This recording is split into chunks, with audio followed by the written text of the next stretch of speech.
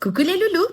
Rehefa manontany ny client hoe inona mahasamihafa ny pejy amin'ny laura gasy amin'ny pejy hafa dia fiara foana mamaly hoe sady mahay maneho hevitra no mahay manohana hevitra no mahay miady hevitra ny abone ato anatin'ny pejy. Noho izany fanadinana ary andaontsika hiady hevitra ao anatin'ny commentaire.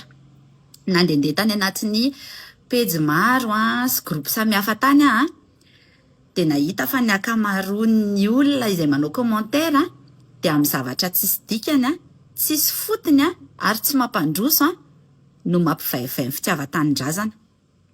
Azavaiko kely. Misy an'ireny ankizy malaza ireny amin'izao fotoana izao. Dia amin'ny ankapobeny ny commentaire azony zareo dia hoe manala baraka tanindrazana. Amiko ny atao hoe manala baraka tanindrazana dia isika tsy mandray andraikitra nefa mahafantatra hoe 2.7% ny malagasy dia sady tsy mahay mamaky teny tsy mahay manoratra. 4% ny malagasy dia miainao anatin'ny fahantrana ary Madagasikara dia ao anatin'ny firenena 5 maloto indrindra eran-tany. Mbola nandehandeha ihany dia nahita n'ity ady hevitra tsy mety tapitra ity dia ny hoe malagasy fa tsy malgasy. Ankoatra ny tsy fahaizana mampiasa ny teny zany satria na isika ary dia miteny hoe frantsay fa tsy français. Dia misy andraikitra takina amin'izay fidongina ny fitenenana hoe malagasy fa tsy malgasy izay. Ohatra hoe mba ataontsika malaza eran-tany ny fahaiza manao ny malagasy na ny fomba mampanao ny malagasy na zavatra hafa dia mipetraka ho azy ilay hoe malagasy.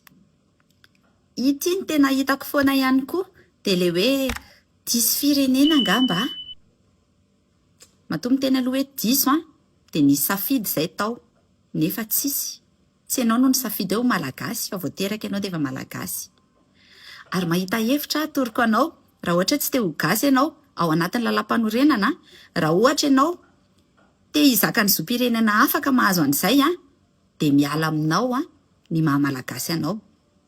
Na maka ny ivelany ianao dia any mipetraka sady efa malalaka hono izao ny any Kanada raha naharaka vaovao ianao. Ny tiako lazaina dia hoe sao dia Madagasikara ny diso olona fa tsy ianao ny diso firenena. Ny tiako tenena ao anatin'izay rehetrarehetra izay andao mba ataontsika amin'ny plasiny izay hoe fitiavana ny tanindrazana izay. Mety hiteny ianao hoe ka mpitondra ane ka ny taninay nge lasan'olona fa misy an'ilay toe-tsaintsika rehetra afaka ovaina. Raha mandinika tsika rehefa zavatra tsara dia tsy tonga ao anatin'ny saintsika mihitsy hoe malagasy izay. Ohatra rehefa mitenitsika hoe vita gasy dia ny zavatra voalohany tonga ao anatin'ny saina dia hoe petatoko, zara fa vita, mora simba. Rehefa misy vehivavy tsara tarehy aty anatin'ny tambazotra aty dia ny commentaire dia hoe ohatry ny hoe tsy gasy mihitsy. Rehefa misy toerana mampite handeha miseho ihany koa amin'ny sary dia be da be no miteny ohatry ny tsy aty Madagasikara. Fa ahoana kosa